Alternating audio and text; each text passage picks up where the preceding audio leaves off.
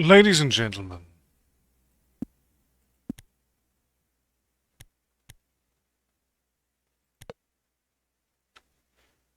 welcome to Wretched Deaths. Welcome, darling. Congratulations on being first. How are you doing today? Got my dad's old gear ready. That should be enough to get started.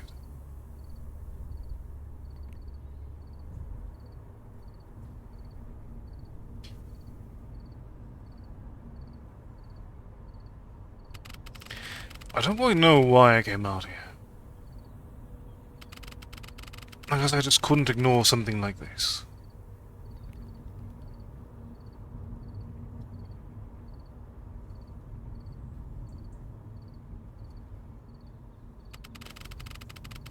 I'm thinking about it too hard.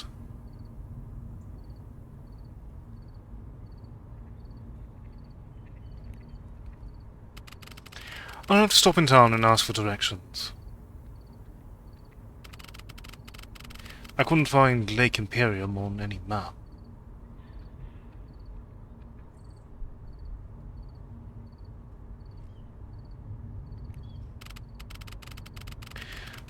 Well, I think that's Twin Pines in the distance.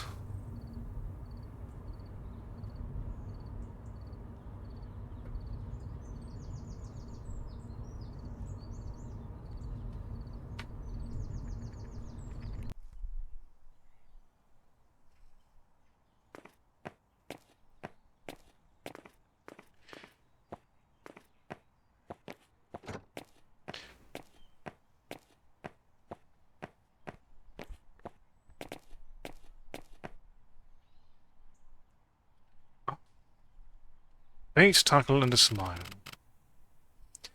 Mike's bait and stuff, huh? I bet this Mike that could give me some directions to the lake.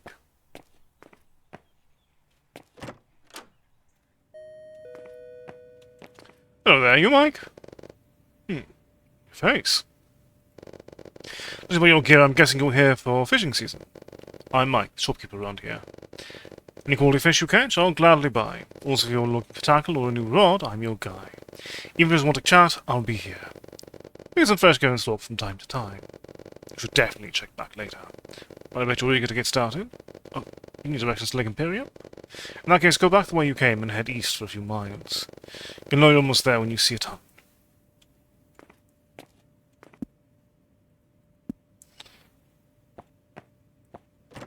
Well, I suppose we start by trying to fish.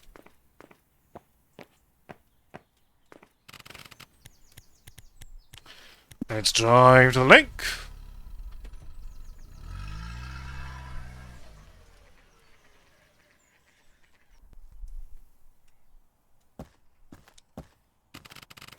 It's been a while since I've gone fishing in a lake like this. I feel a little rusty. Maybe I should brush up on the fishing tips in my journal. Okay. So press the left mouse button when near the water to aim your rod.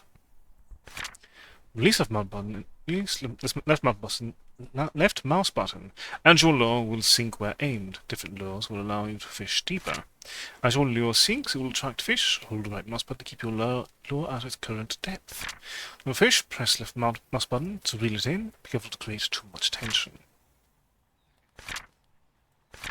When on with the fish, hold the right mouse button to keep the line steady and gain a bit of tension. On your line, press R to quickly reel it in.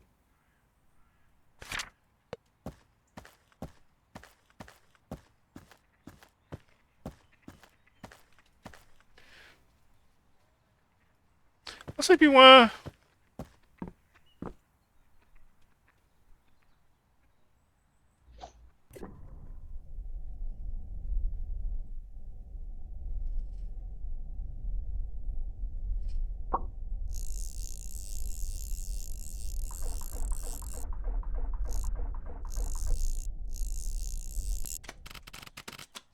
Right, we've got a start.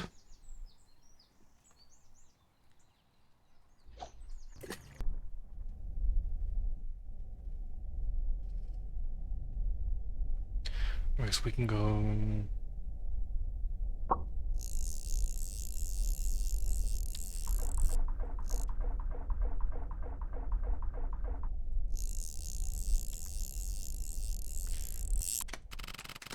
Larger bass, not bad.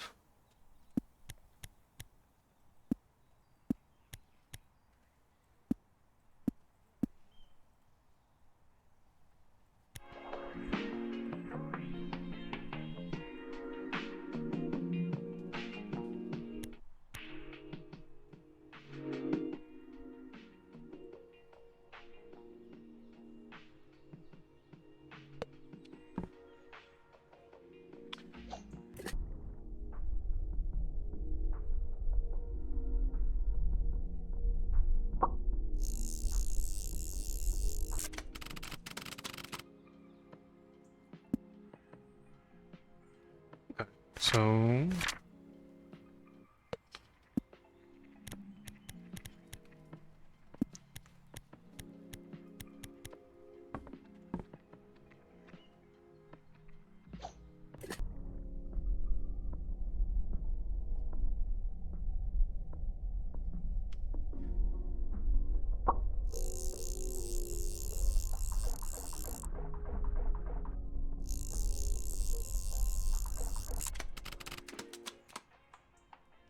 another sand shard.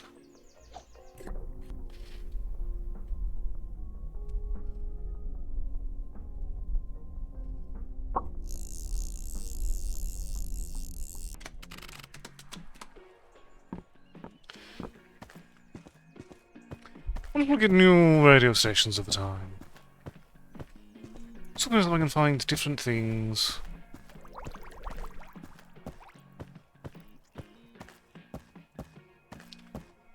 From different points.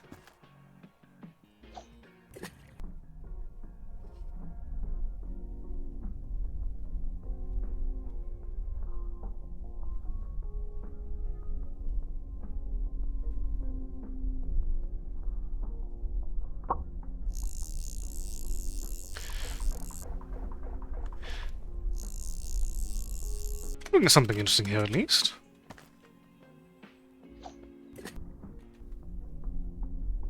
Possibly, I think it might have already scurried off, though.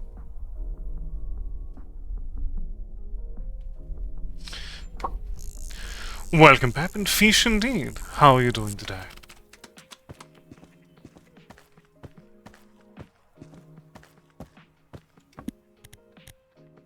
Ah, I think I've actually...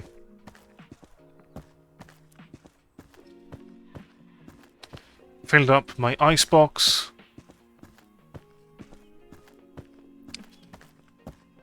No, don't you dare. You keep it up. Doing well. Jenkins log November 5th. I've looked more into the history of this town and I found something interesting. There's been a string of disappearances. All of the victims were a bunch of drifters with no friends or family. People you wouldn't notice going missing.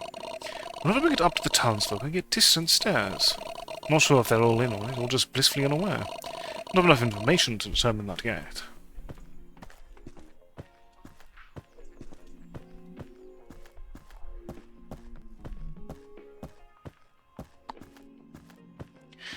But I'm doing very well, thank you for asking. I have a nice, comfortable first haul of fishing. Let's head back to town.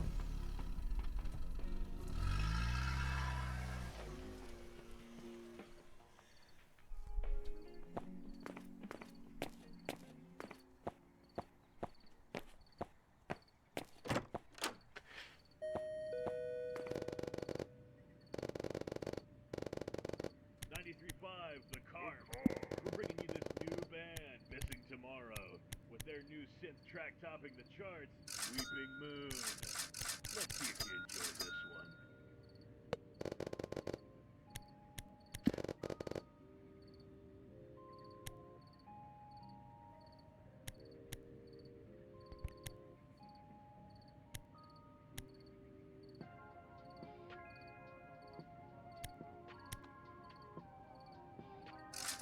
I can invest in Sharky at least. So, what's it? Let's chat. Something else about good fishing spots. Maybe ask one of the local guys. You might see other fishermen around Lake Imperial from time to time.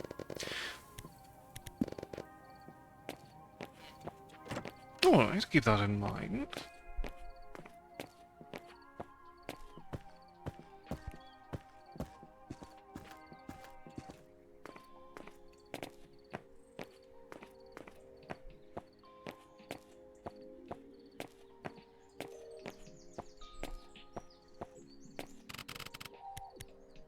Let's head back to the lake.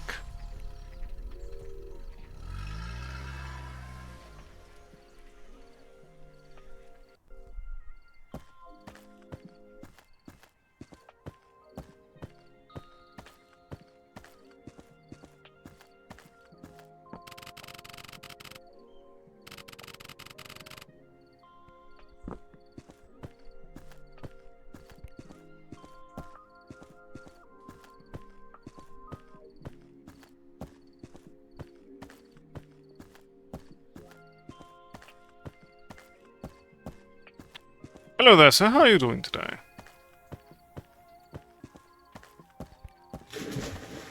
Oh.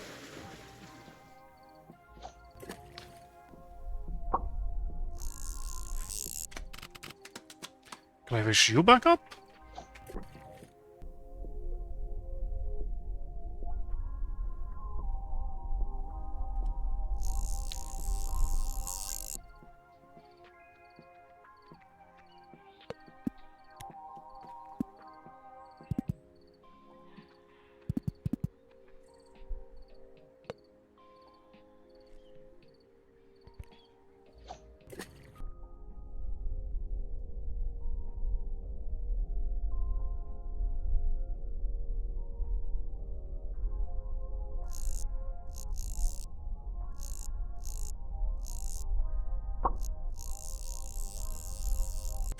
Oh?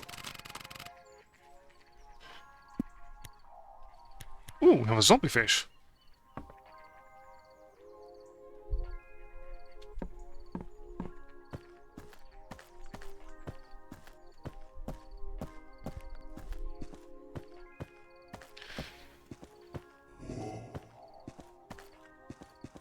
I'm sure if there was something relevant nearby.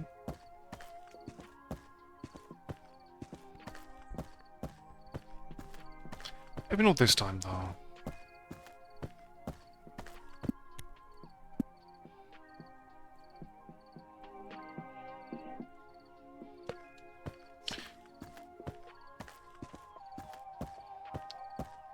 Well, that last guy really was not paying attention to the sign, now was he?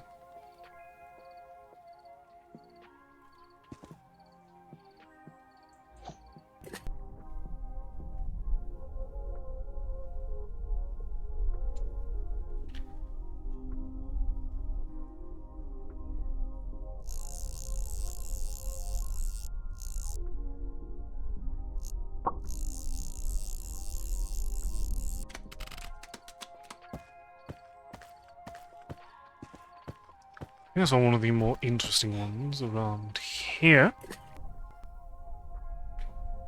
But they do wander a bit.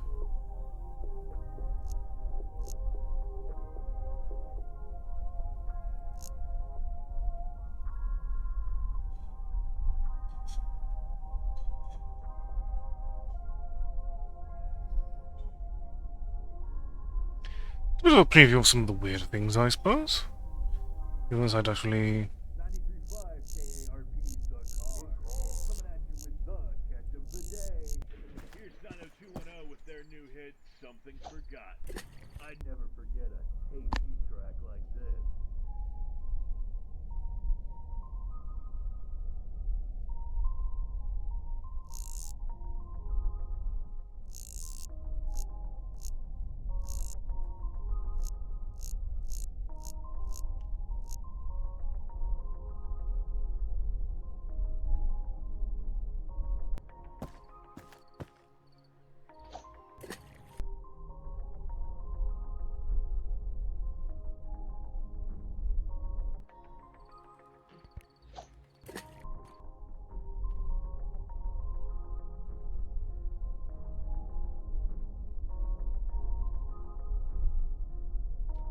He's actually going to come over here and...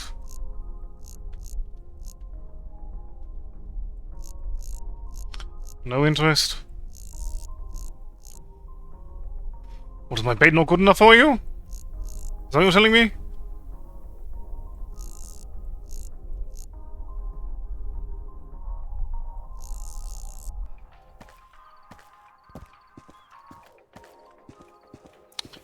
How dare.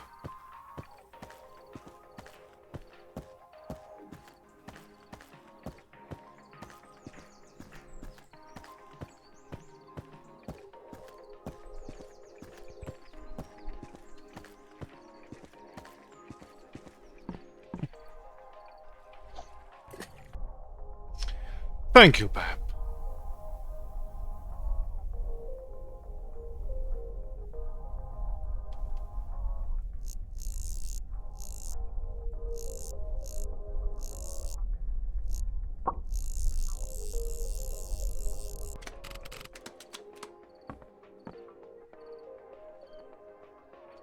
Just need to get a better rod soon.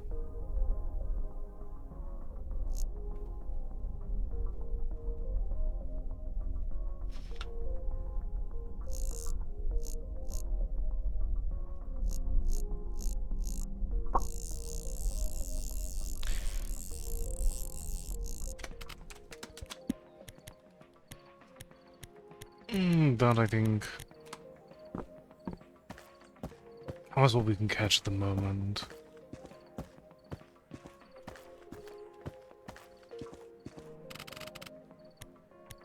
So back to town. See what new things are available.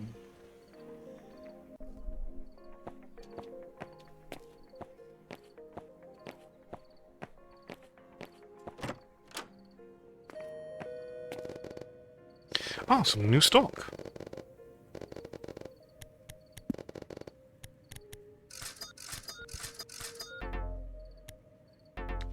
Okay, so you don't want to buy the zombie fish.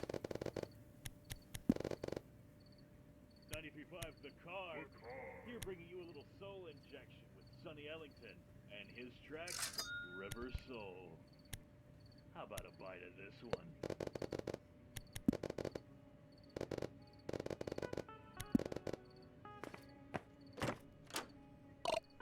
Oh, a distant voice.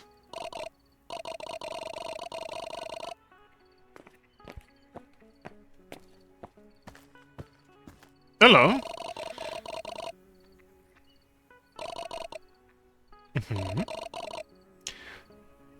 Please pay with that one. No, I see the value in something like this. What do you say we make a deal? Any freaky fish like this you come across, I'll gladly buy them off you. I don't see you find anyone else in town who would. Good enough. So you have them, right? What do you want?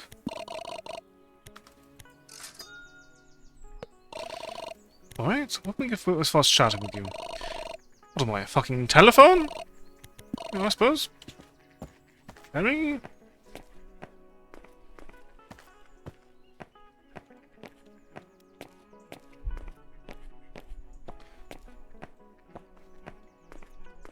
You know, maybe it's time to sleep. See what more we can get around with the town.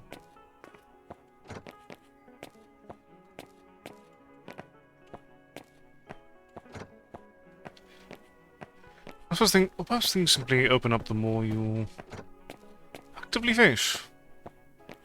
In which case, let's drive to the lake.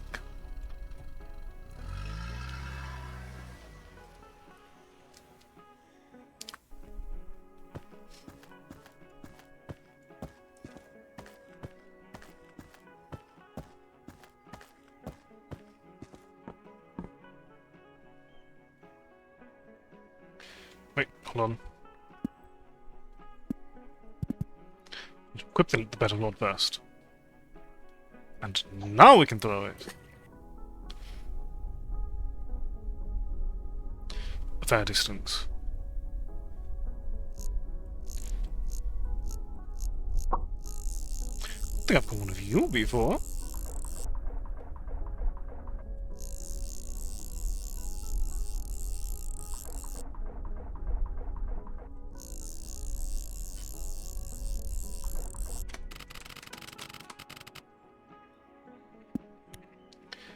It's an infected fish.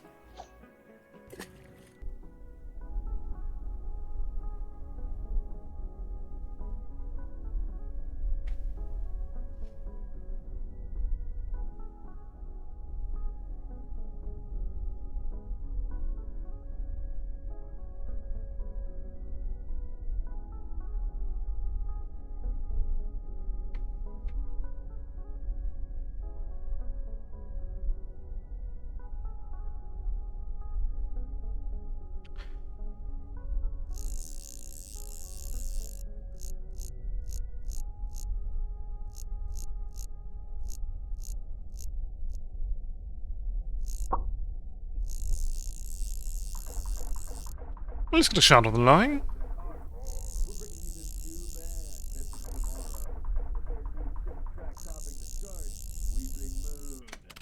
Let's see if you enjoy this one.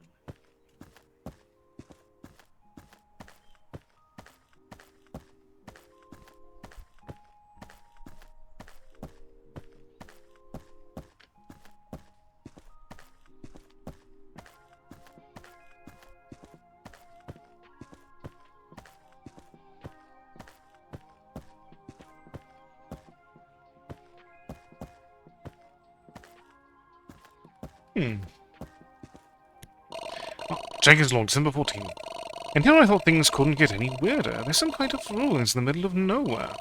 These ruins don't match any other civilization. There isn't even a record of ancient peoples living here. I'm going to run a sample and see if I can date it. Why haven't there been any reports from anthropologists? Maybe they're being silenced. Why next? I need to be careful.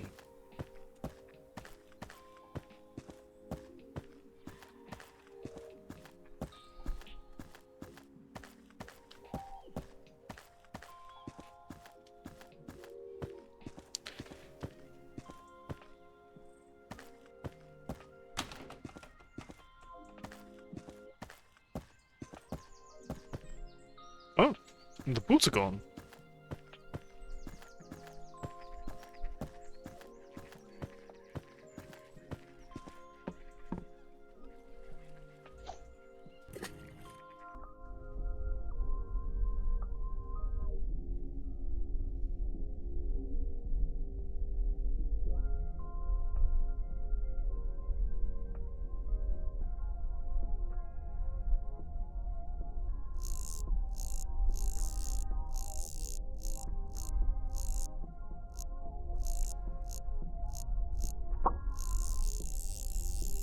You are interested.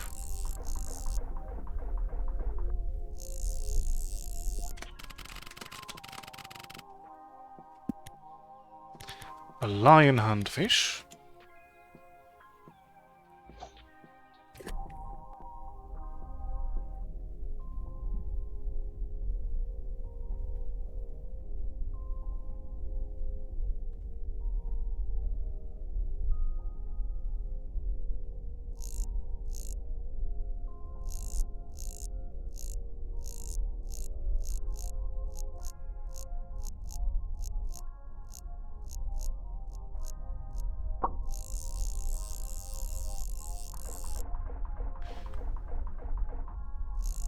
Sort of weird variant fish.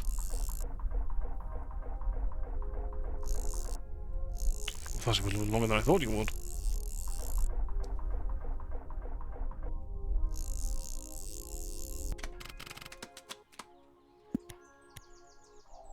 Ah, the clairvoyant bass.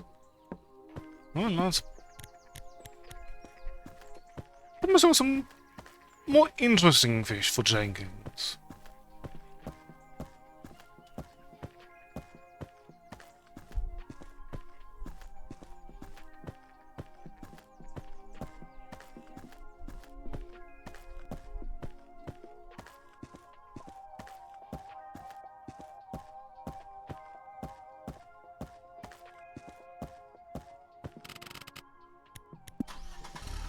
All right.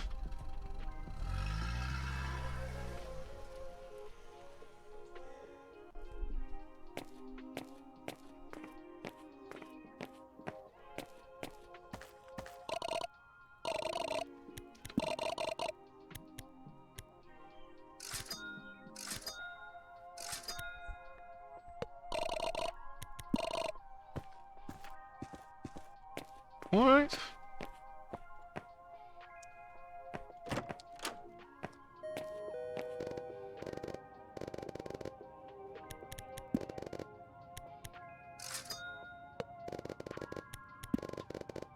As far as purchasing...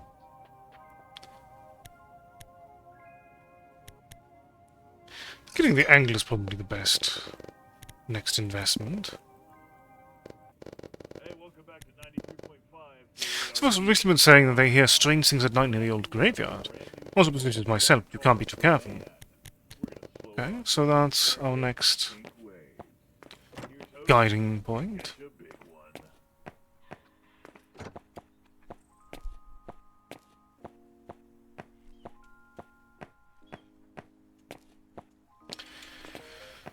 Viking Zone does seem quite shuttered at the moment.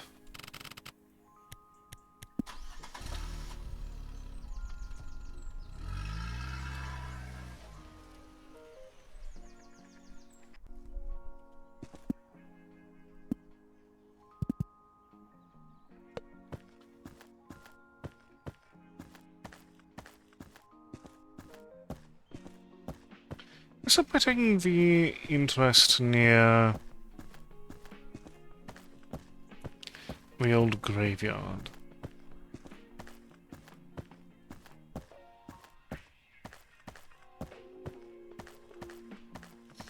I'll just remember where the graveyard is.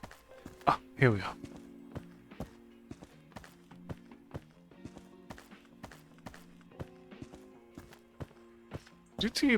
We did see someone around here.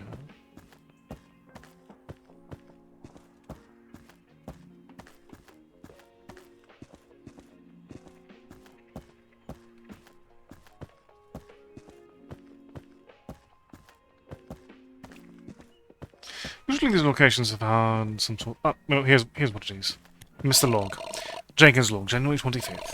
People living here have no idea. It's so much deeper than I thought. Something has caught on to my investigation. I see it. Always watching. It's not human. It always appears before I can get a good look at it. A tall, shadowy figure with big red eyes. Nobody else sees it. They say it's all in my head. They treat me like I'm crazy. I'm not crazy. I know it's real. I know it's real. Sure it is, Jenkins. Sure it is.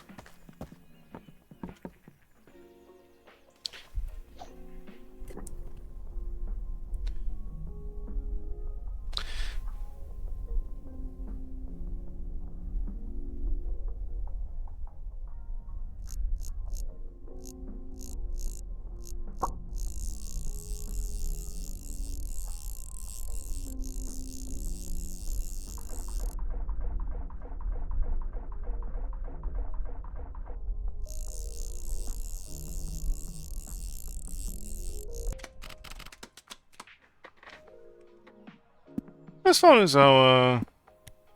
This is an eye fish.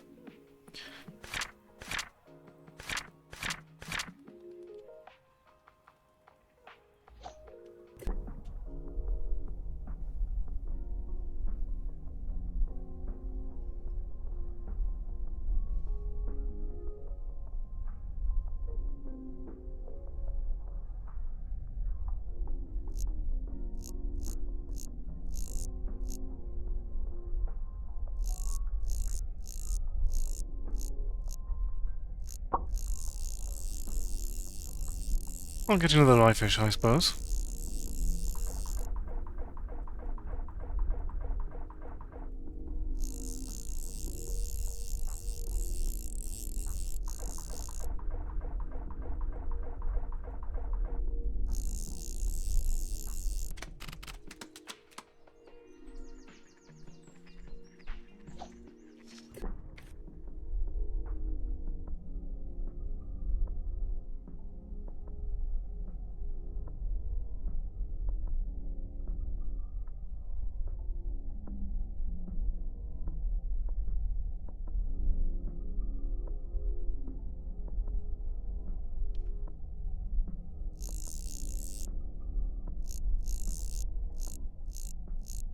Interested?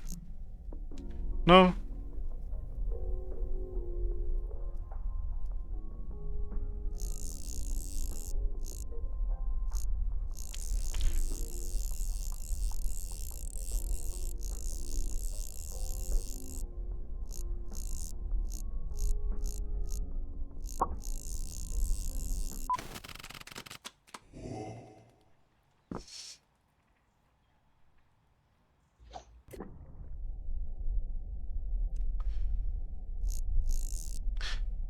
I was sorry, that actually caught me off guard a bit.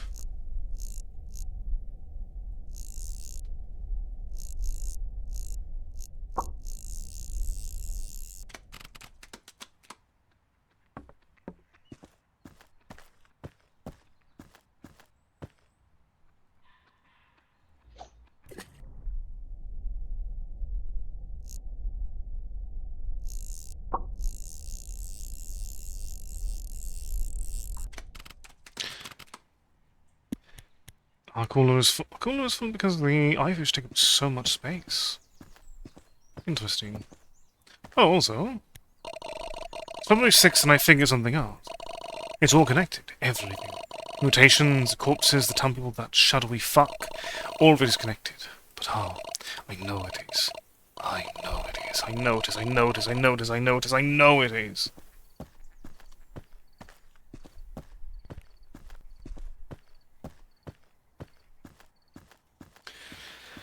A little bit paranoid there, Jenkins. Are you certain?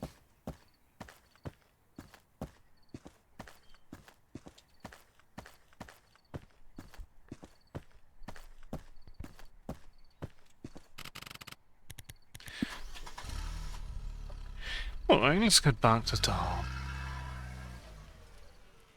Let me get the rest once we're there.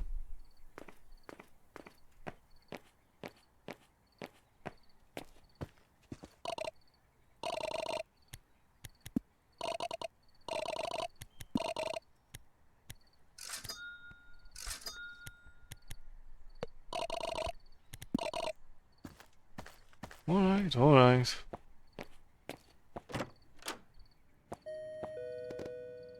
Oh, no stalking.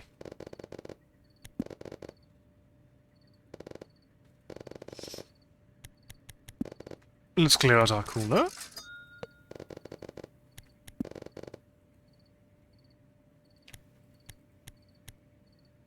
Oh no, we definitely disable the sea beast.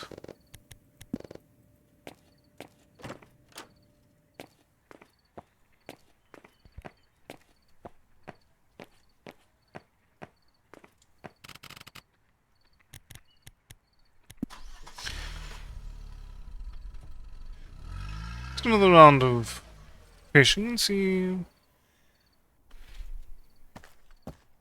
what we can find.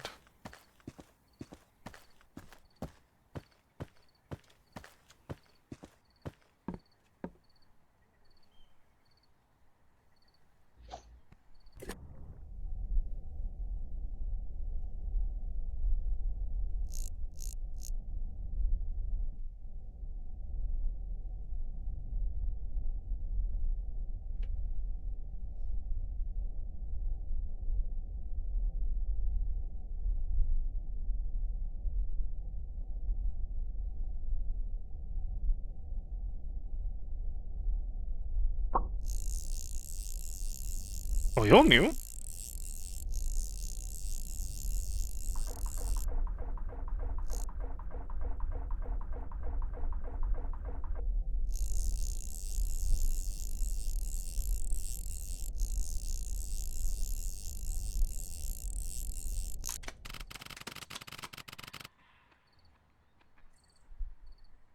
Could be both.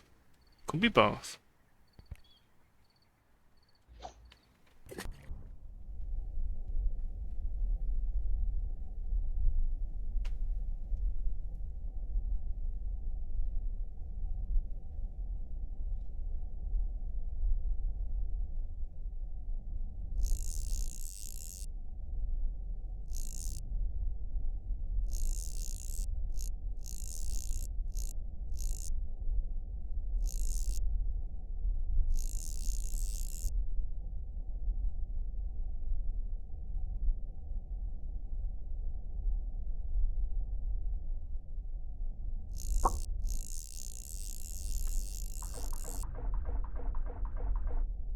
Oh, so that's what that is.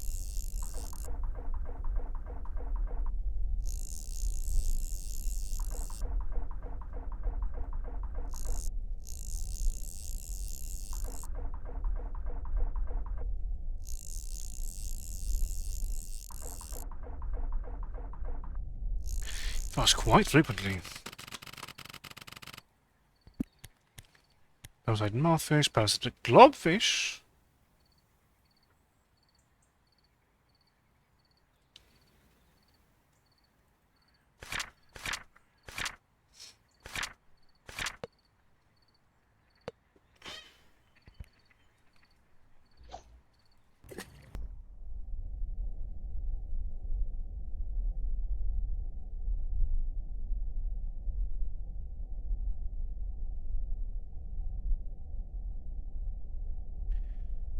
Part of me feels like I might have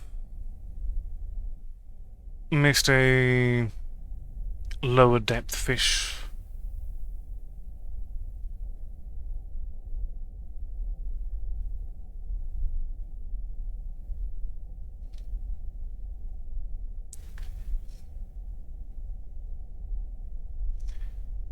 Well, there's quite a bit in this deeper portion.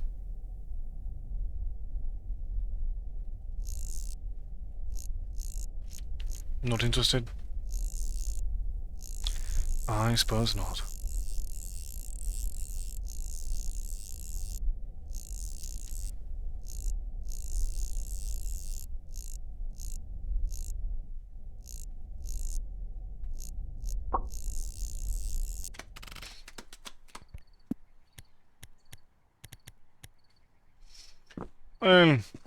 I think we can actually have the space knuckle for another one.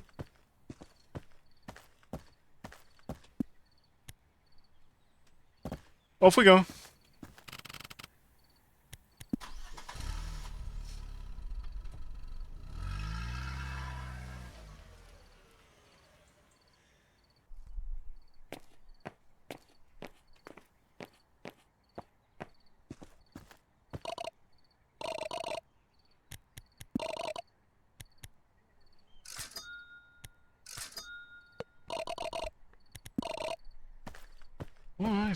Alright.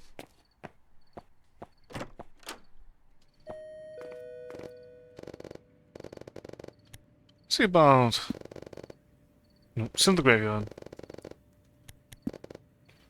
Let's sell this bus. And then purchase the Sea Beast DX.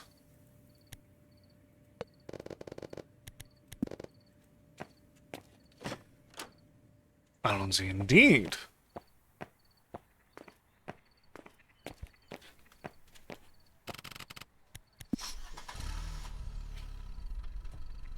There's another weird fish we can find.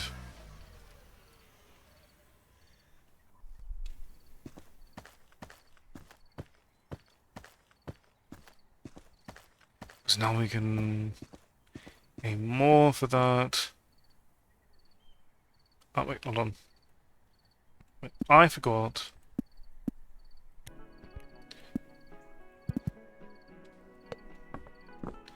Two things. One, what got music playing? Can't live without good tunes, you know?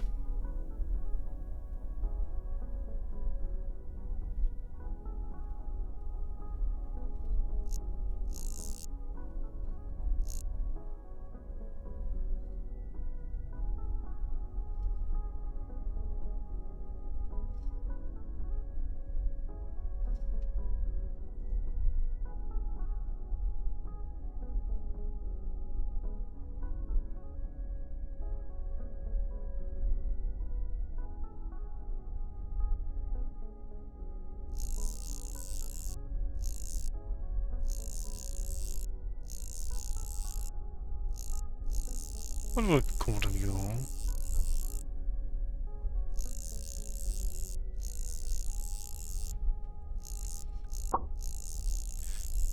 Okay, still mostly about passing shard. 93.5,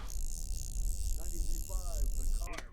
We're bringing you this new band, Missing Tomorrow, with their new synth track topping the charts, Weeping Moon. Let's see if you enjoy this one.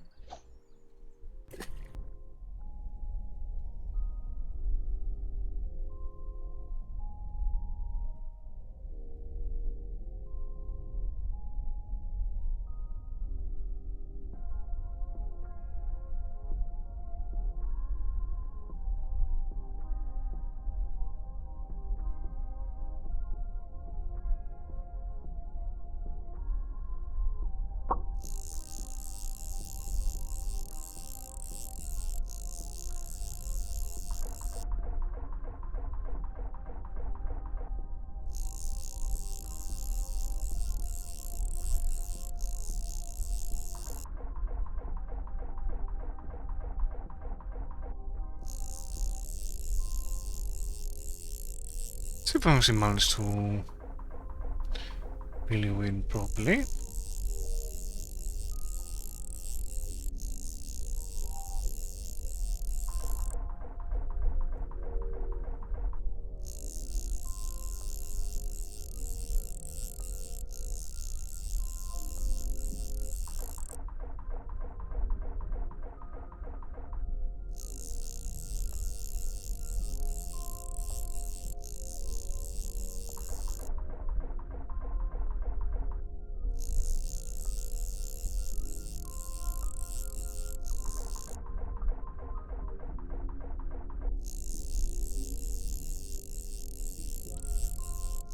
To the rush aggressively, less frequently than similar fish.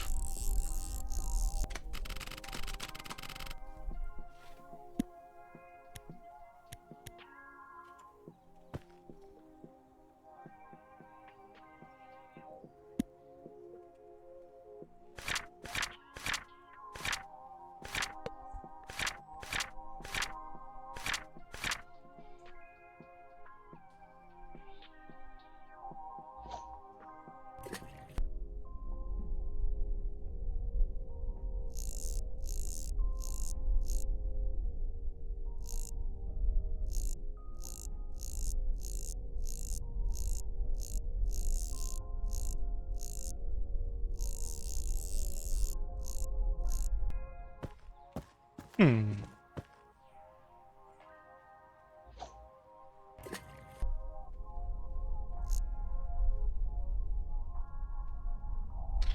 I definitely do not think I have enough room in my cooler for...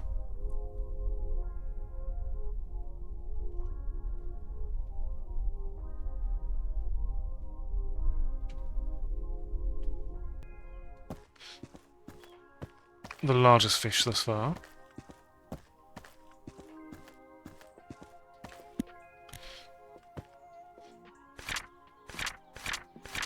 So there's still 7 fish we've yet to catch.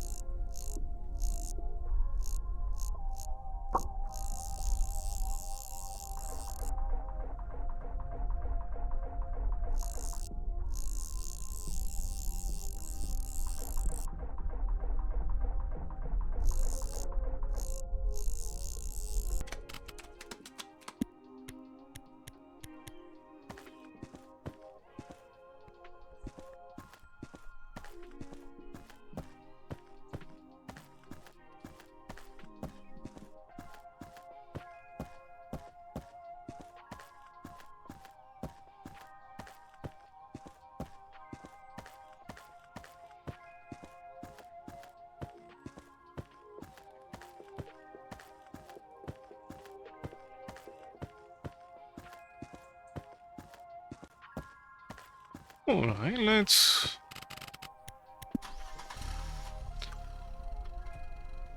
head back, sell our limited haul. Hey, welcome back to 93.5 KARP The Car.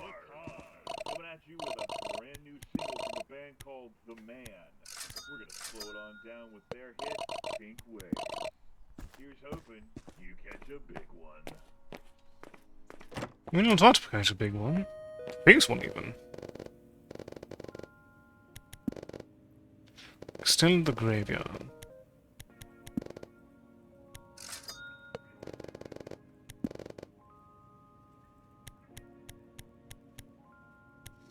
So the comet does seem to be the final upgrade we can get.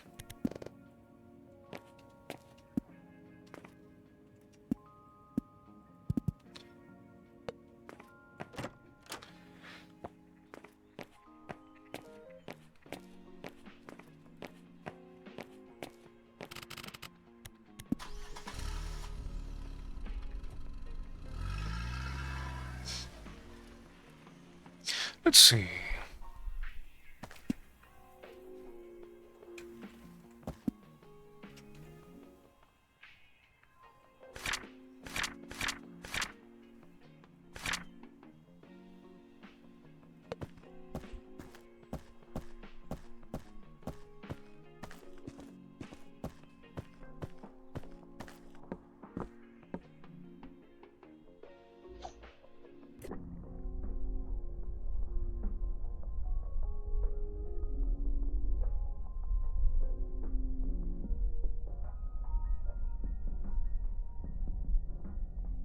Oh, you're definitely... Some of them definitely do not spawn all the time. There's definitely an important part about choosing the right time to fish as well.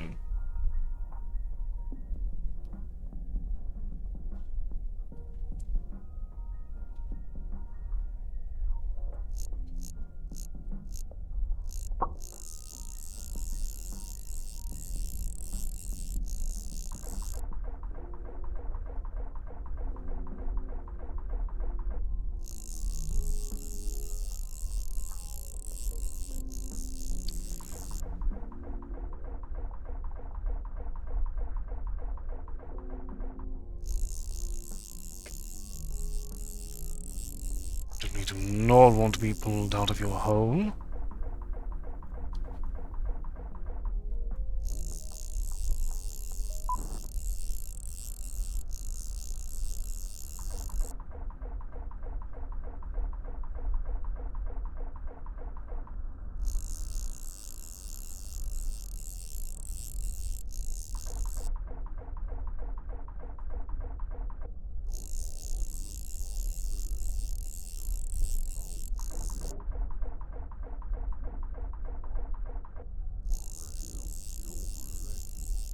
This isn't the radio station I had on.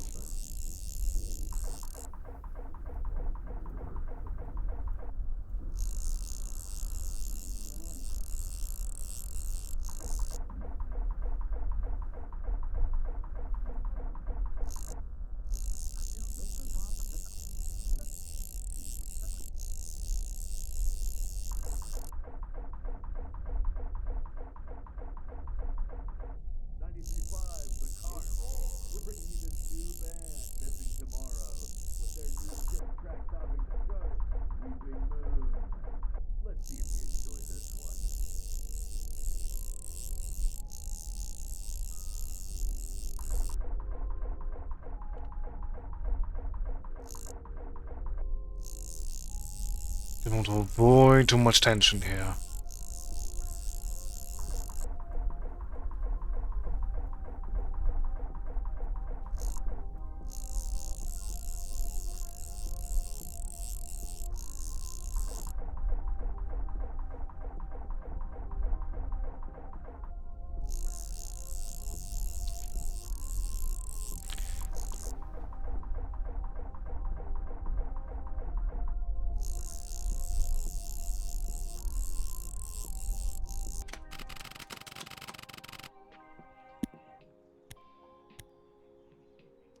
One-bellied jawfish.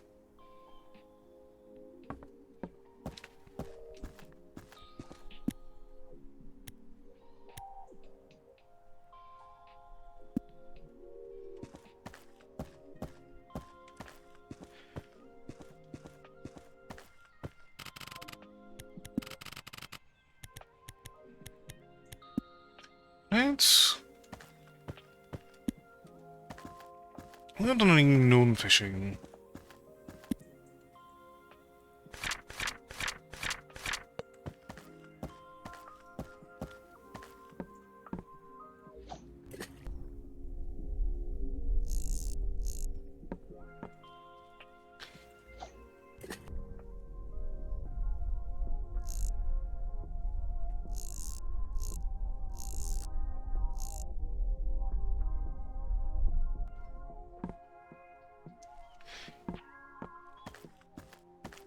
We'll basically be using this to mostly check what's in the dead center.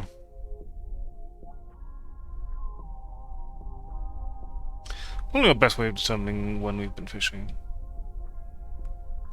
Okay. So the Tombilly Jawfish is available at noon.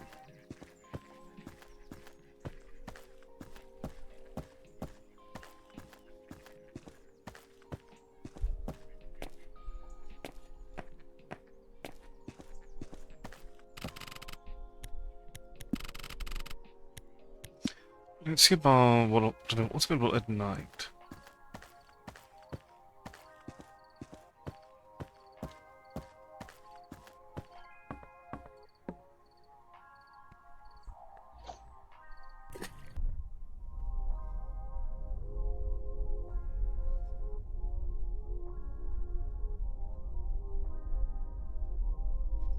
Unless we found that. Also, don't village fish here at night. Also, I'm not gonna have room for you.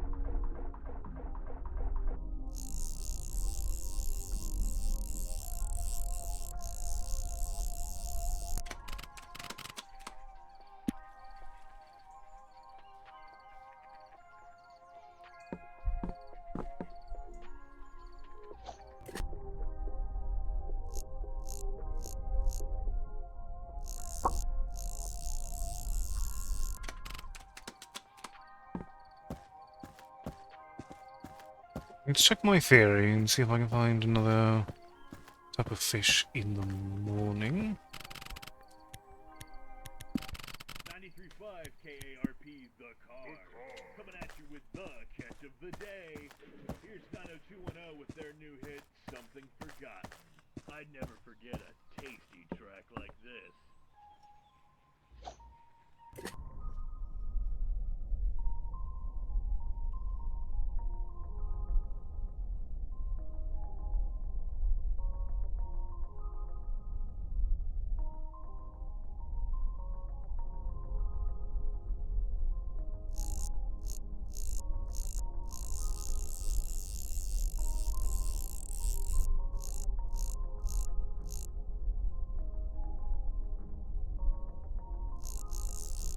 Also hard to tell you if some of these fish are just normal and will add a deeper point.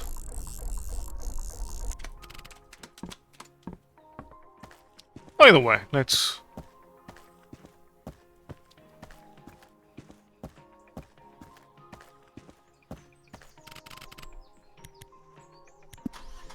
try back to town. Clear out our cooler.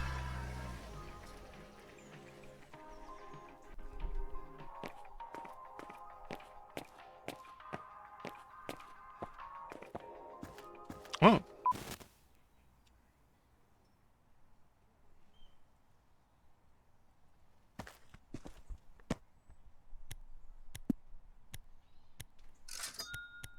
Oh, you can have it. Have a nice day.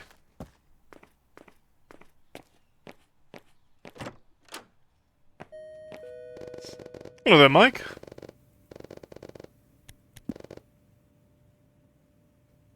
So Jenkins around here recently? Really yelling some garbage about the end of the world. I haven't seen him in a while.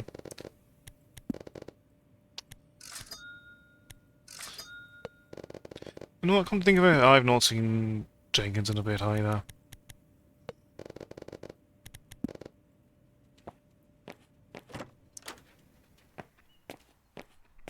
Can't imagine why.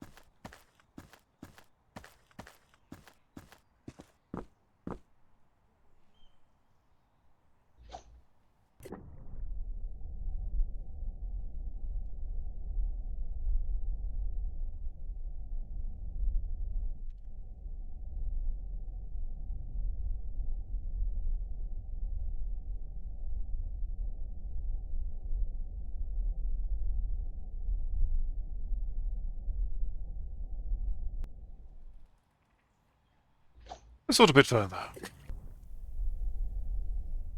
With an empty cooler, why not aim for the biggest possible catch?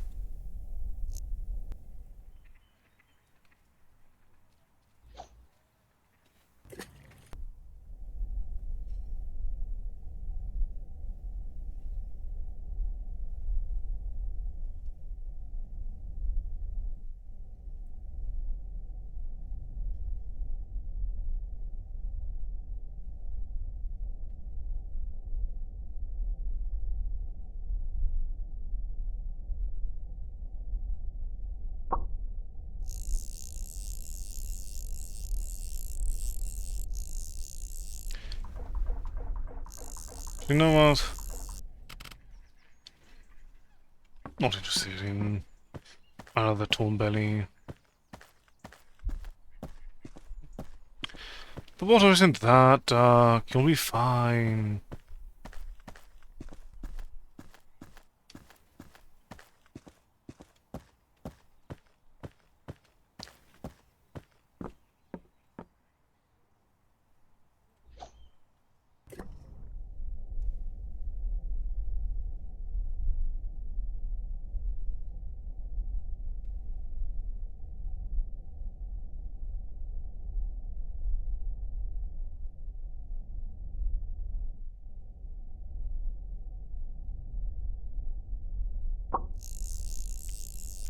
Well, let's get you out of the pool.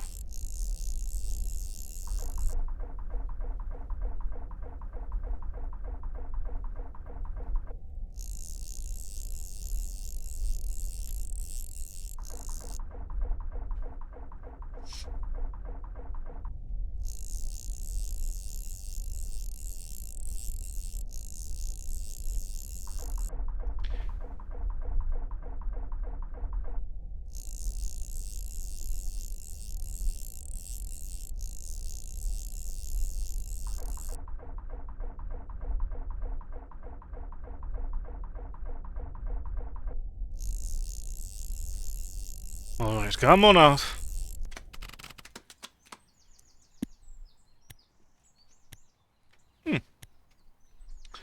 Motherfish. Fair enough. Let's look at this to Jenkins Associate.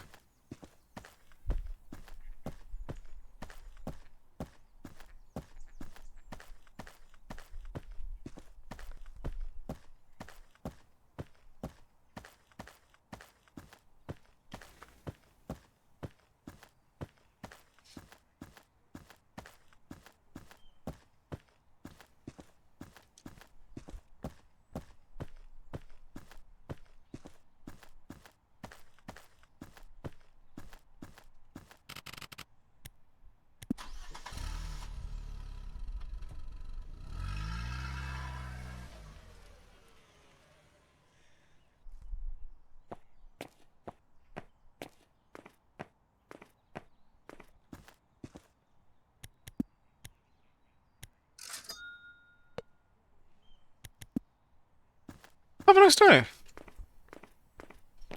You enjoy that fish.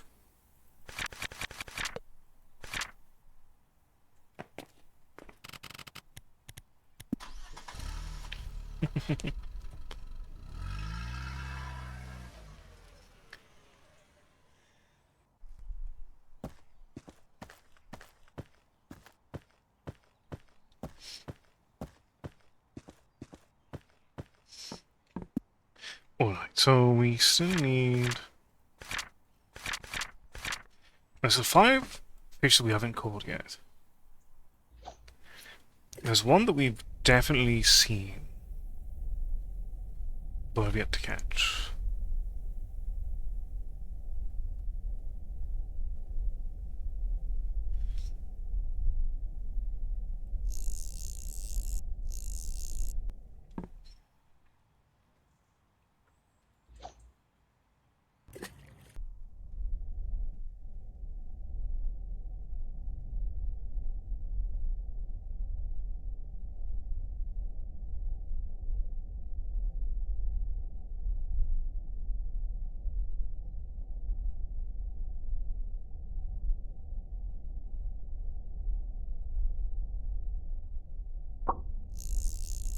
It's going to be an eye fish. So you know what?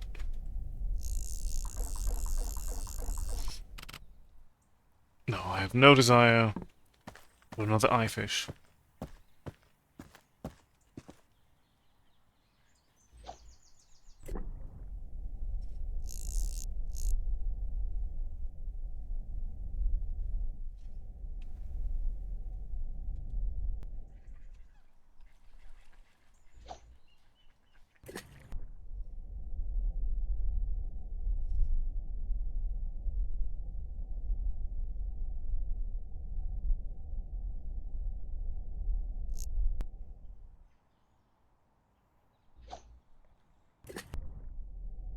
There are 4 types of fish I don't think we've actually encountered yet.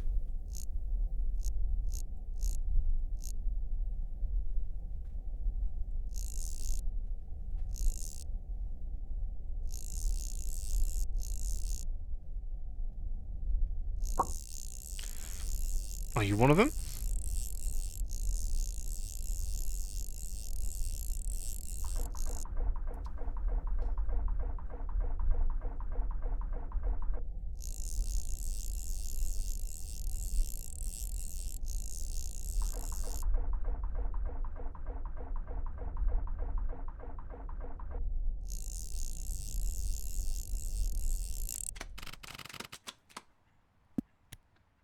Oh, a glutton game.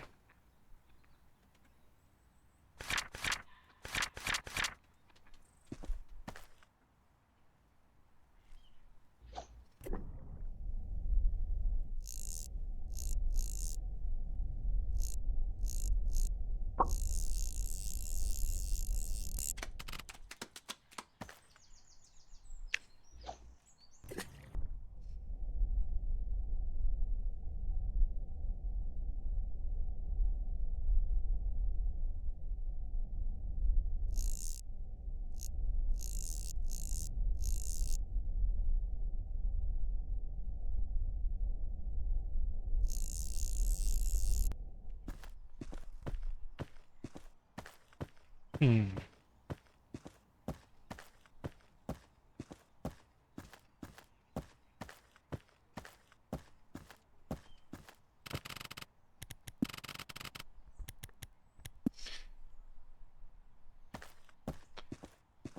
Let's see what we can find in the morning.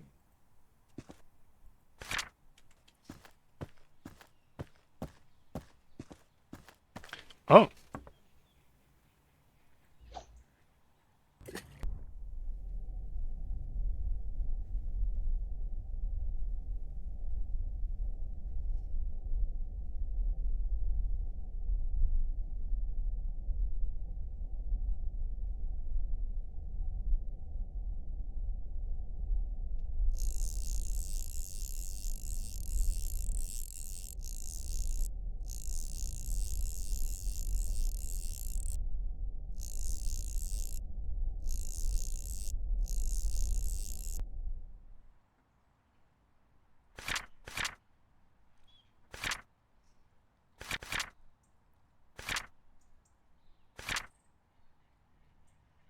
Oh no, that is the parasitic globfish.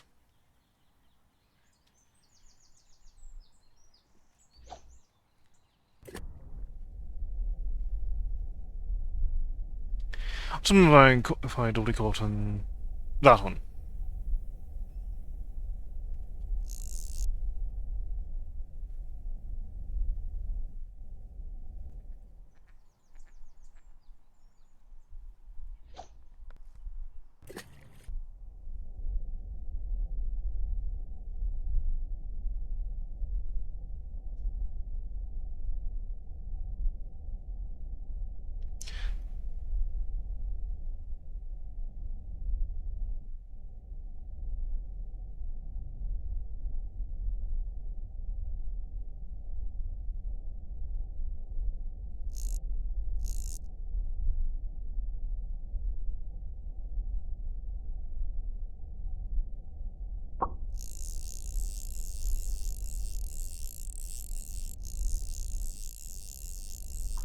What kind of space are you, am I?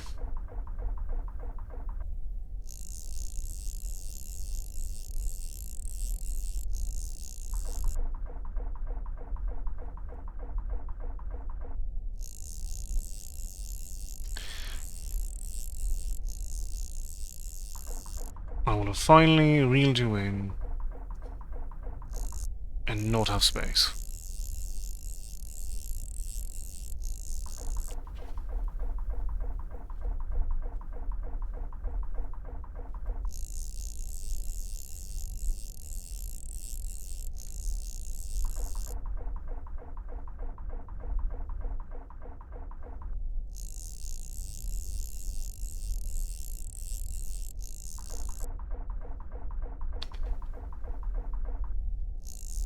And you are quite difficult.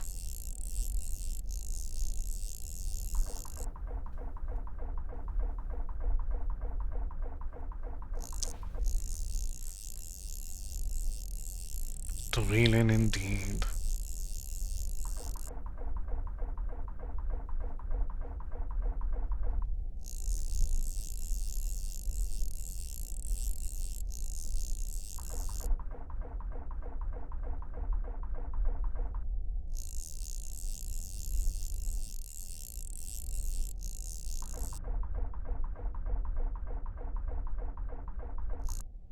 Oh, even worse, line snapped.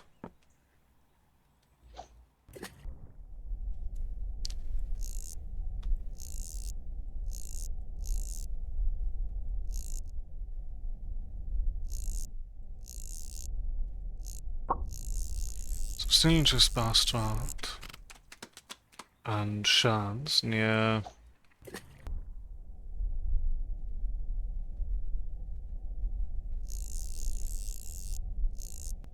the more shallow portions of the lake.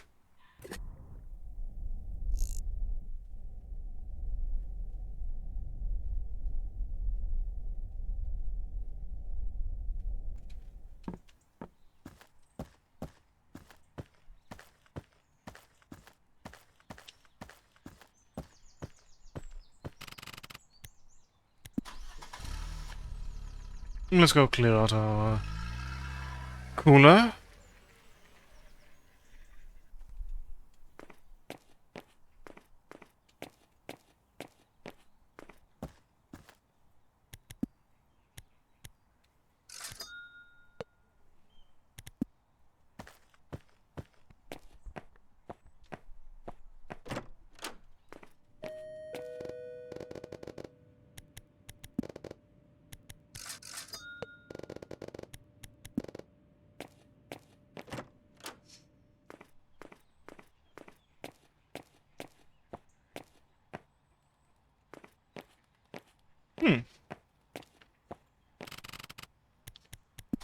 But they always here. I just don't notice our interesting little owls.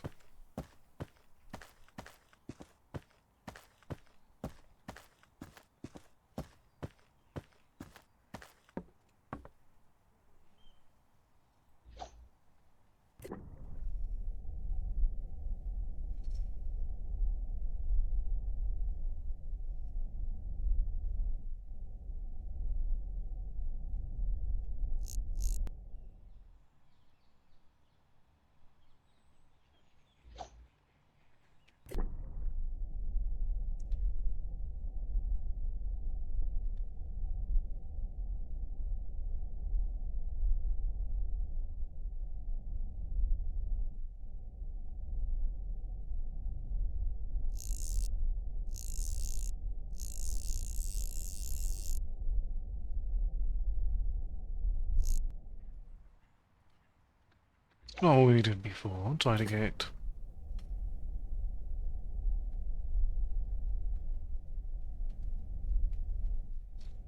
our white whale of a fish.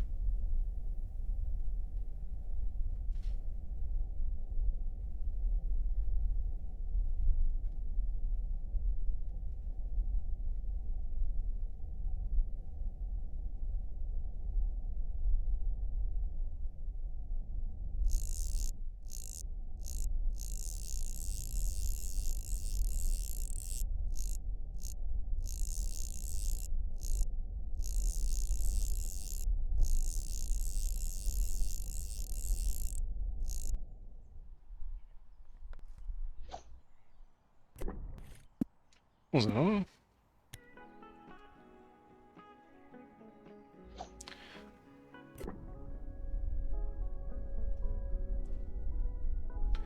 We definitely need our tunes.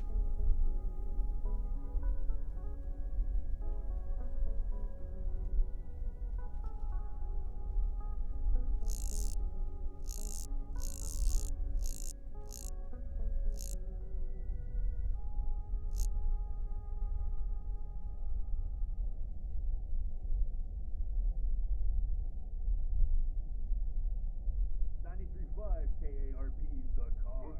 Coming at you with the catch of the day. Here's 90210 with their new hit, Something Forgotten. I'd never forget a tasty track like this.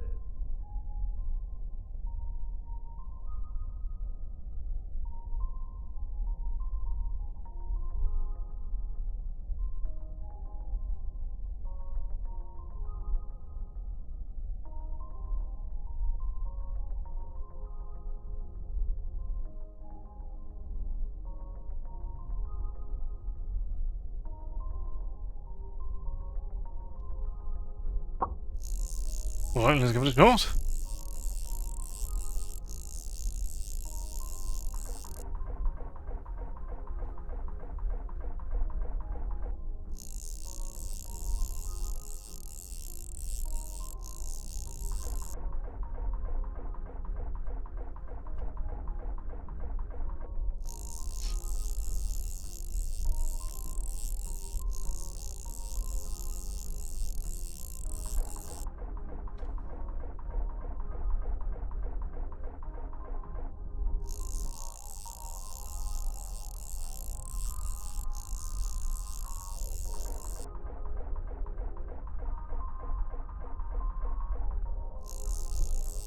Come on now.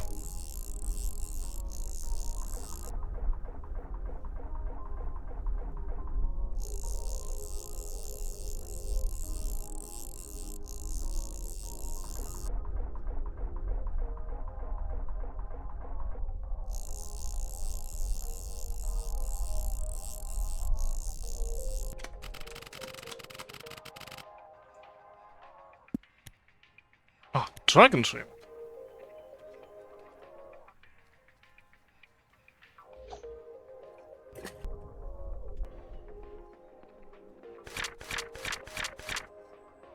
Oh, there's something else impressive down there.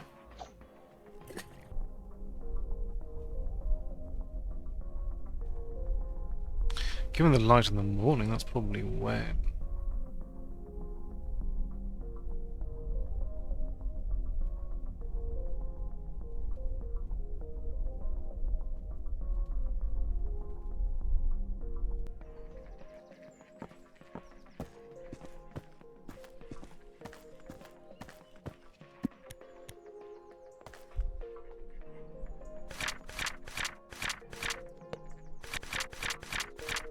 So there's still two fish that we've not caught, other than presumably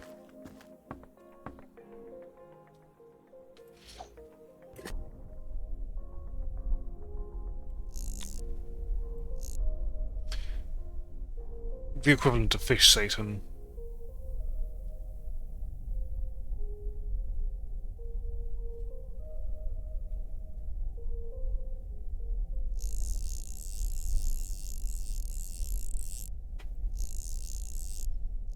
Hey, welcome back to 93.5 KARP The Car. Coming at you with a brand new single from a band called The Man. We're gonna slow it on down with their hit, Pink Waves. Here's hoping you catch a big one.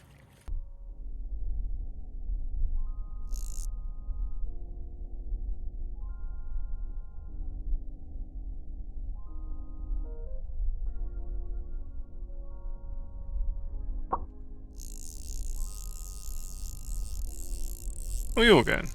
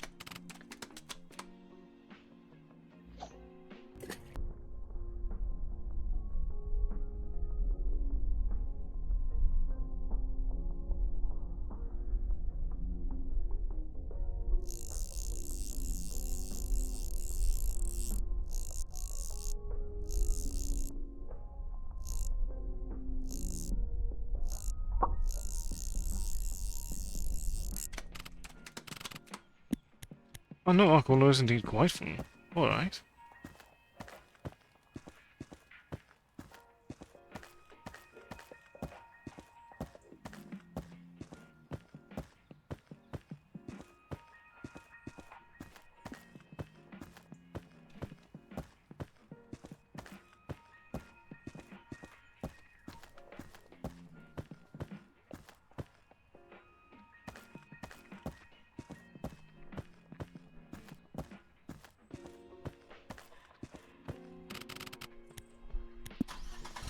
Let's head back to town.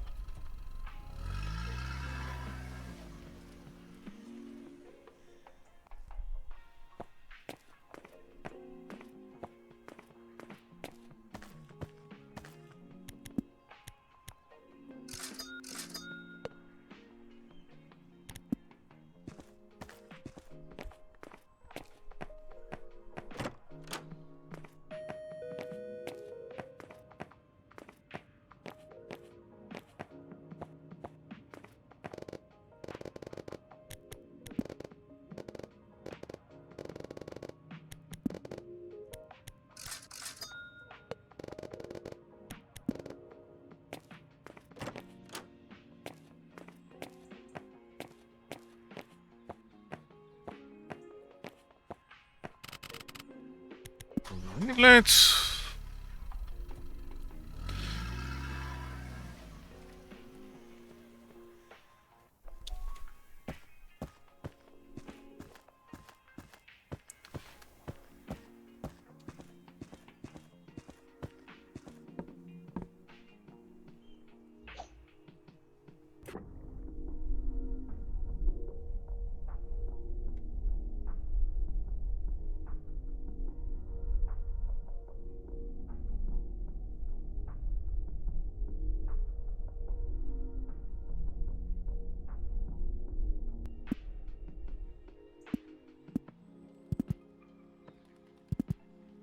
Oh!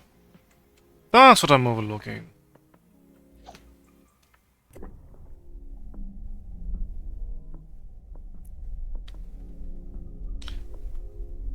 I completely forgot that we were given an object by...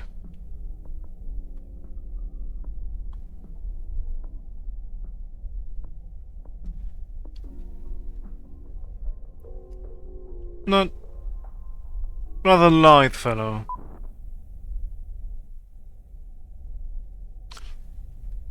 No longer alone.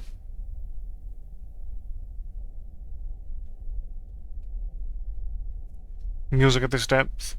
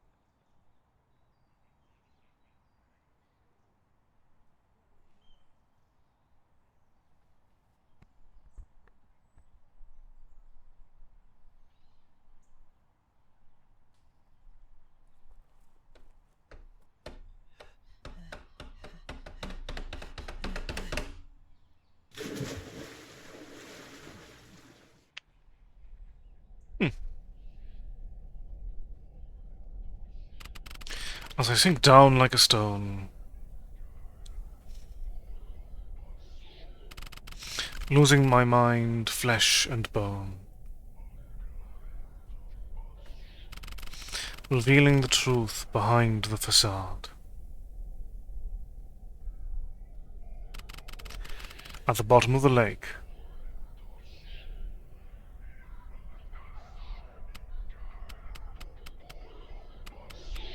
I found God.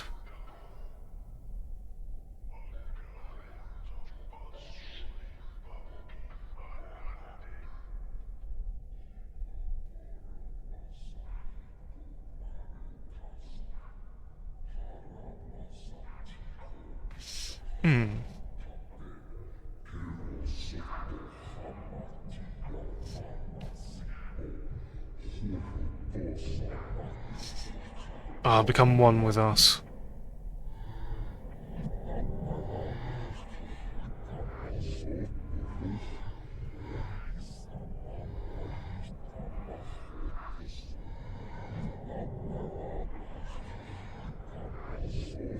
This place, the mouths all around, I think.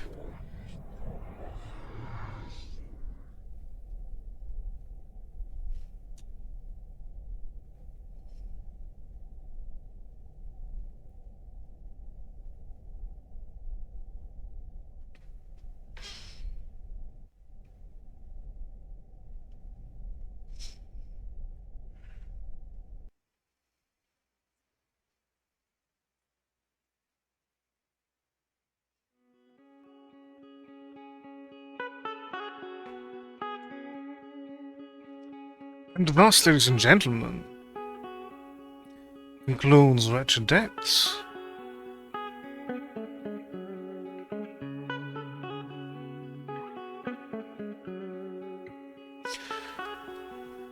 How did we feel about this little fishing adventure?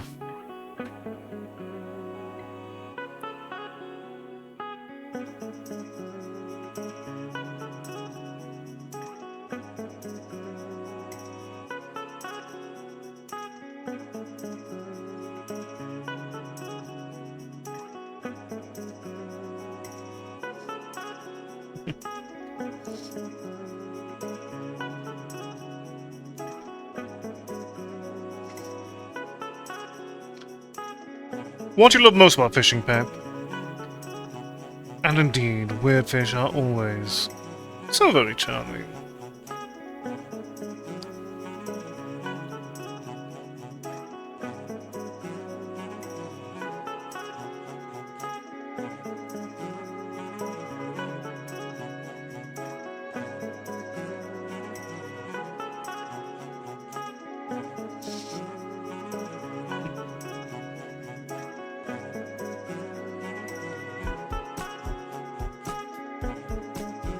Fair enough.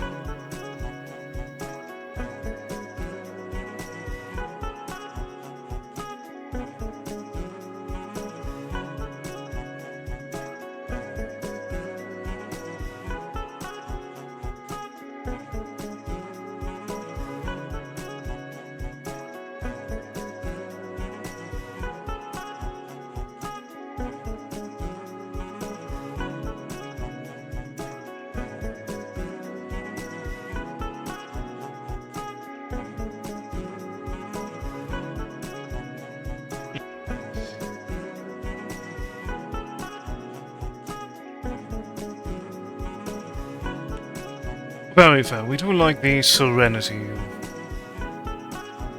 of nature. Also, frankly, also feel the need to highlight the music in this game.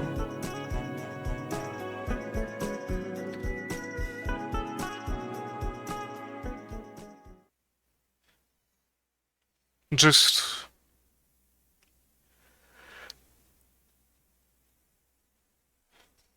wonderful tunes to fish to, frankly. There aren't too many of them, however, they were well selected. But, ladies and gentlemen, our showcase is not over quite yet. We do have a bit of reading to follow. I'll be right back.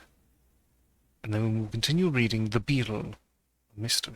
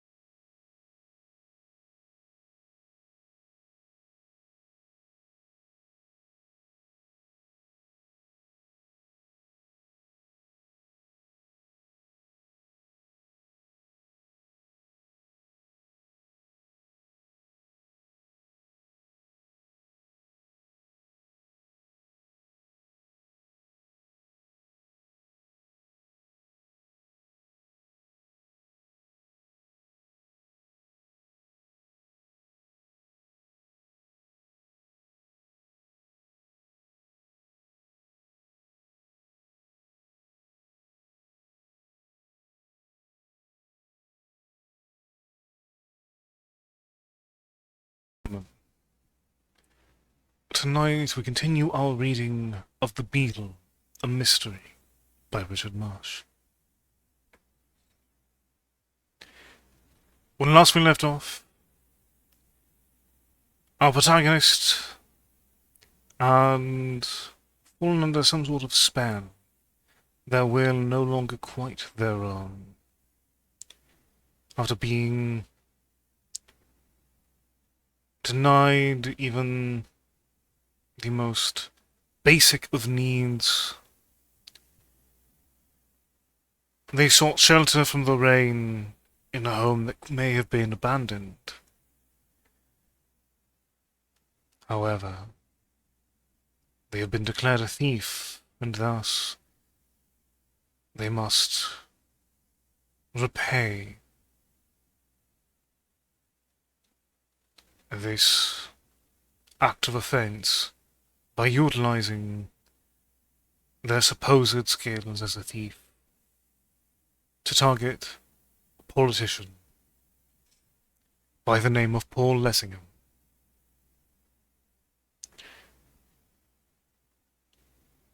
They had broken into the home. They had shot off a lock of a drawer. And after doing so, they turned around and there stormed the man in question. Chapter 7. The Great Paul Lessingham. He was in evening dress. He carried a small portfolio in his left hand. If the discovery of my presence startled him, as it could scarcely avail to do, he allowed no sign of surprise to escape him. Paul Lessingham's impenetrability is proverbial, whether on platforms addressing excited crowds or in the midst of heated discussion in the House of Commons. All the world knows that his coolness remains unruffled. It is generally understood that he owes his success in the political arena in no slight measure to the adroitness which is born of his invulnerable presence of mind. He gave me a taste of its quality then.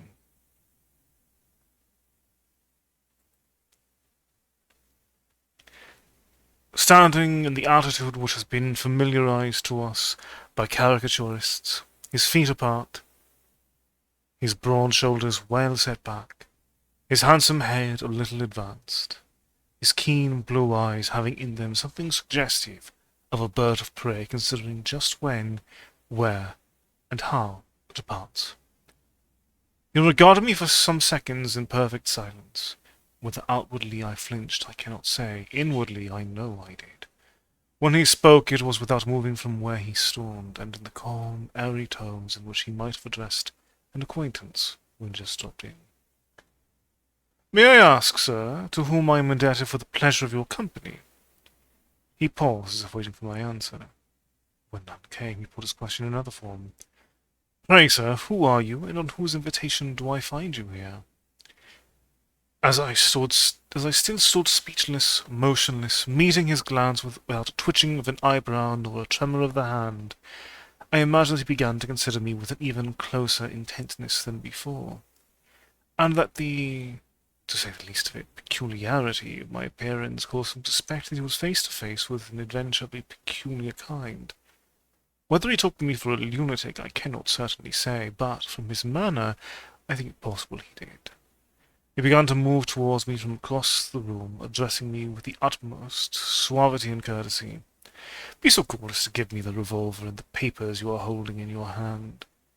As he came on, something entered into me and forced itself from between my lips, so that I said in a low, hissing voice, which I swear was never mine, "The Beetle." Whether it was or was not, owing in some degree to a trick of my imagination, I cannot determine, but as the words were spoken, it seemed to me that the lights went low, so that the place was all in darkness, and I again was filled with a nauseous consciousness of the presence of something evil in the room. But if in that matter my abnormally strained imagination played me a trick, there could be no doubt whatever as to the effect which the words had on Mr. Lessingham. When the mist of the blackness, real or supposititious, had passed from before my eyes, I found that he had retreated to the extremest limits of the room, and was crouching, his back against the bookshelves, clutching at them, the attitude of a man who has received a staggering blow from which, as yet, He has had no opportunity of recovering. A most extraordinary change had taken place in the expression of his face, and in his countenance amazement, fear, and horror seemed struggling for the mastery. I was filled with a most discomforting qualm as I gazed at the frightened figure in front of me, and realized that it was that of the great Paul Lessingham, the god of my political idolatry. Who are you? In God's name, who are you? His very voice seemed changed. His frenzied, choking accents would hardly have been recognized by either friend or foe. Who are you? Do you hear me ask? Who are you? In the name of God, I bid you say! As he perceived that I was still, he began to show a species of excitement which it was unpleasant to witness, especially as he continued to crouch against the bookshelf, as if he was afraid to stand up straight. So far from exhibiting the impassivity for which he was renowned, all the muscles in his face and all the limbs in his body seemed to be in motion at once. He was like a man afflicted with a shivering ague. His very fingers were twitching aimlessly as they were stretched out on either side of him, as if seeking for support from the shelves against which he leaned. Where have you come from? What do you want? Who sent you here? What concern have you with me? Is it necessary that you should come and play these childish tricks with me? Why? Why? The questions came in with astonishing rapidity. When he saw that I continued silent, he came still faster, mingled with what sounded to me like a stream of inchoate abuse. Why do you stand there in that extraordinary garment? It's worse than nakedness, yes, worse than nakedness. For that alone I could have you punished, and I will, and try to play the fool. Do you think I am a boy to be bamboozled by every bogey a blunderer may try to conjure up? If so, you're wrong, as whoever sent you might have had sense enough to let you know. Tell me who you are and who sent you here, and what it is you want. I will be merciful. If not, the police shall be sent for, and the law shall take its course to the bitter end. I warn you. Do you hear? You fool! Tell me who you are! The last words came from him in what was very like a burst of childish fury. He himself seemed conscious, the moment after, that his passion was sadly lacking in dignity. To be ashamed of it, he drew himself straight up, with a pocket handkerchief which he took from an inner pocket of his coat. He wiped his lips. Then, clutching it tightly in his hand, he eyed me with the fixedness which, under any other circumstances, I should have found unbearable. Well, sir, is your continued silence part of the business of the role you have set yourself to play? His tone was firmer, and his bearing more in keeping with his character.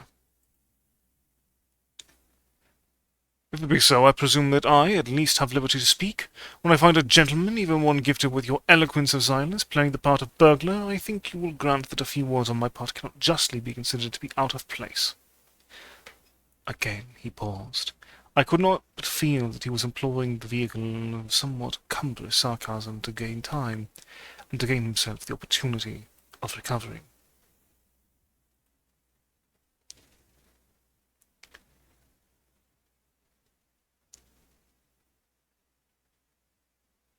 If the thing was possible, his pristine courage, that for some cause wholly hidden from me, the mysterious utterance had shaken his nature to its deepest foundations, was made plainer by his endeavour to treat the whole business with a sort of cynical levity. To commence with, may I ask if you have come through London, or through any portion of it in that costume, or rather in that want of costume? It would seem out of place in a carrying street, would it not? Even in the Rue de Rabagas. Was it not the Rue de Rabagas? He asked the question with an emphasis, the meaning of which was wholly lost on me. What he referred to either then or in what immediately followed, I, of course, knew no more than the man in the moon, though I should probably have found great difficulty in convincing him of my ignorance. I take it your reminiscence of the Rue de Rabagas, that, of course. Is it not, of course? The little house with the blue grey Venetians, and the piano with the F-sharp missing. Is it still the piano? With the tinny treble. Indeed, the whole atmosphere, was it not tinny? You agree with me. I have not forgotten. I am not even afraid to remember. You perceive it?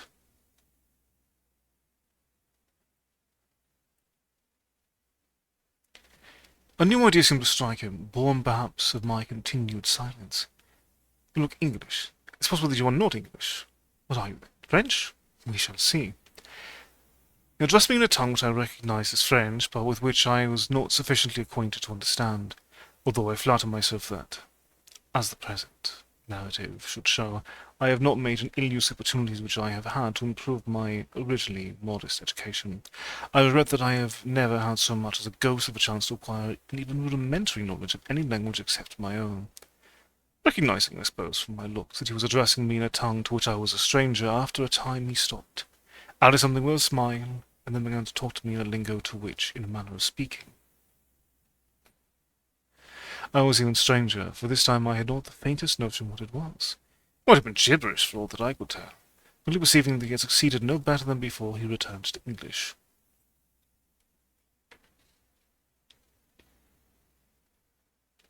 Very fair.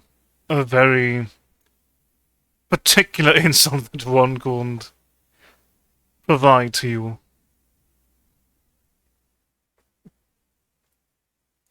You don't know French, nor the patois or the rule of the Rabaga?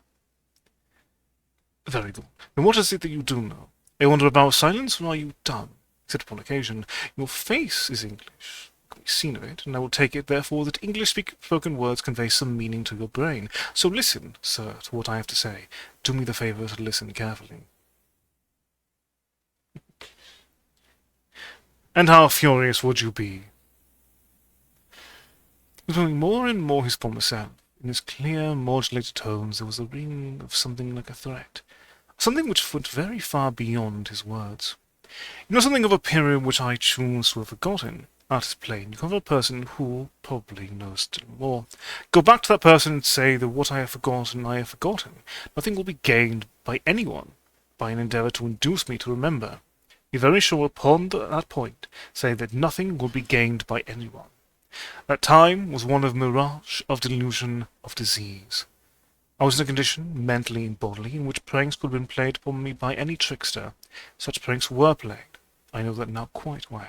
I do not pretend to be proficient in the modus operandi of the hanky-panky man, but I know that he has a method, all the same. One suitable tool, a facile explanation. Go back to your friend and tell him that I am not again likely to be made the butt of his old method, nor of his new one either. You hear me, sir? Answer is understandable. I remained motionless and silent, an attitude which, plainly, he resented. Are you deaf and dumb? You certainly are not dumb, for you spoke to me just now. Be advised by me, and do not compel me to resort to measures which will be the cause to you of serious discomfort. You hear me, sir? Still from me not a sign of comprehension to his increased annoyance. So be it. Keep your own counsel if you choose. Yours will be the bitterness, not mine. You may play the lunatic and play it excellently well, but that you do understand what you said to you is clear. Come to business, sir. Give me that revolver and the packet of letters which you have stolen from my desk. He was speaking with the air of one who desired to convince himself as much as me. About his last words were almost a flavour of braggadocio. I remained unheeding. Are you going to do as I require, or are you insane enough to refuse, in which case I shall summon assistance, and there will quickly be an end of it.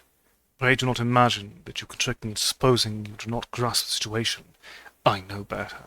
Once more are you going to give me that revolver and those letters? Yet no reply. His anger was growing momentarily greater, and his agitation too. On my first introduction to Paul Lessingham, I was not destined to discover in him any one of those qualities of which the world held him to be the undisputed possessor. He showed himself to be as unlike the statesman I had conceived and esteemed as he easily could have done. Do you think I stand in awe of you? You, of such a thing as you? Do as I tell you, or I myself will make you, and at the same time teach you a much-needed lesson. He raised his voice. In his bearing there was a would-be defiance. He might not have been aware of it, but the repetitions of the threats were in themselves confessions of weakness. He came a step or two forward, then, stopping short, began to tremble. Perspiration broke out upon his brow. He made spasmodic little dabs at it with his crumpled-up handkerchief. His eyes wandered hither and thither, as if searching for something which they feared to see, yet were constrained to seek. He began to talk to himself, out loud, in odd, disconnected sentences, apparently ignoring me entirely. What was that? It was nothing. It was my imagination. My nerves are out of order. I've been working too hard. I am not well. What's that? This last inquiry came from him in a half-stifled shriek. as the door opened to admit the head and body of an elderly man in a state of considerable undress. He had the tousled appearance of one who had been unexpectedly roused out of slumber and unwillingly dragged from bed. Mr. Lessingham stared at him as if he had been a ghost, while he stared back at Mr. Lessingham as if he found difficulty in crediting the evidence of his own eyes. It was he who broke the silence, stutteringly. "I'm sure I beg your pardon, sir, but one of the maids thought she heard the sound of a shot, and we came down to see if there was anything the matter. I had no idea, sir, that you were here." His eyes travelled from Mr. Lessingham towards me, suddenly increasing when they saw me to about twice their previous size. "God save us! Who is that?" The man's evident cowardice possibly impressed Mr. Lessingham with the conviction that he himself was not cutting the most dignified of figures. At any rate, he made notable effort to, once more, assume a bearing of greater determination. "You are quite right, Matthews, quite right. I am obliged by your watchfulness. At present you may leave the room. I propose to deal with this fellow myself. Only remain with the other men upon the landing, so that, if I call, you may come to my assistance." Matthews did as he was told. He left the room, with, I fancy, more rapidity than he had entered it. Mr. Lessingham returned to me, his manner distinctly more determined, as if he found his resolution reinforced by the near neighbourhood of his retainers. "Now, my man, you see how the case stands. At a word from me you will be overpowered and doomed to undergo a long period of imprisonment. Yet I am still willing to listen to the dictates of mercy. Put down that revolver. Give me those letters. You will not find me disposed to treat you hardly." For all the attention I paid him, I might have been a graven image. He misunderstood, or pretended to misunderstand, the cause of my silence. "Come, I see that you suppose my intentions to be harsher than they really are. Don't let us have a scandal in the scene. Be sensible. Give me those letters." Again he moved in my direction, again, after we had taken a step or two, to stumble and stop, and look about him with frightened eyes, again to begin to mumble to himself aloud. "It's a conjurer's trick, of course, nothing more. What else could it be? I am not to be fooled. I'm older than I was. I've been overdoing it. That's all." Suddenly broke into tears. "Matthews! Matthews! Help! Help!" Matthews entered the room, followed by 3 other men younger than himself. Evidently all had slipped into the first articles of clothing they could lay their hands upon, and each carried a stick or some similar rudimentary weapon. Their master spurred them on. "Strike the revolver out of his hand, Matthews. Knock him down. Take the letters from him. Don't be afraid. I'm not afraid." In proof of it, he rushed at me, as it seemed half politely. As he did so, I was constrained to shout out in tones which I should not have recognized as mine, "The Beetle!" In that moment the room was all in darkness, and there were screams as of someone in agony of terror or of pain. I felt that something had come into the room. I knew not whence, nor how, something of horror, and the next action of which I was conscious was that under the cover of the darkness I was flying from the room, prepared by I knew not what.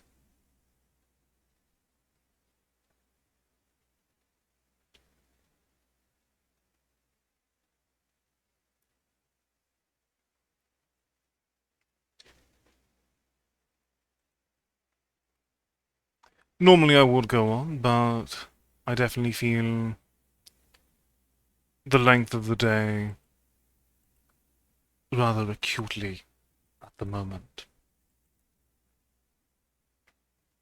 As such, let us see where we shall go tonight.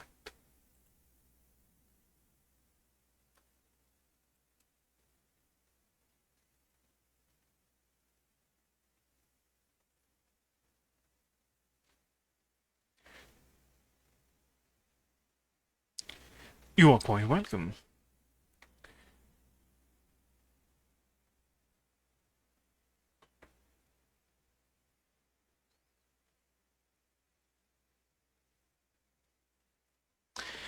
Tonight I shall send you forward to one Tarty on the Crosswicks, who's going to be playing Iron Lung, to give her as much of affection as you can. We will return tomorrow with Nosferatu, the Wrath of Malachi. In the meantime, ladies and gentlemen, please do all that you can to enjoy the remainder of your evening. As always, take care, and good night.